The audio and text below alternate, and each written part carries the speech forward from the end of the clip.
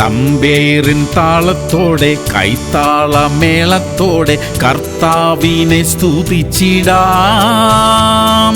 കർത്താവിൻ നാമം വാഴ്ത്തിടാം.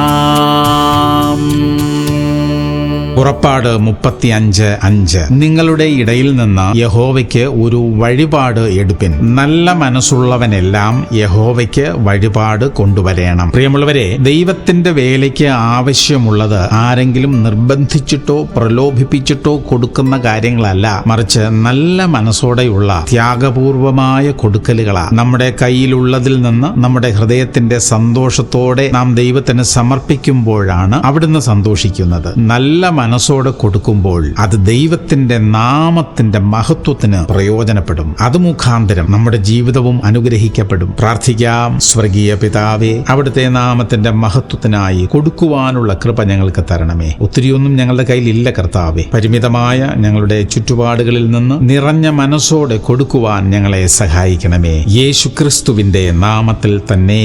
ആമേൻ, ആമേൻ, ആമേൻ.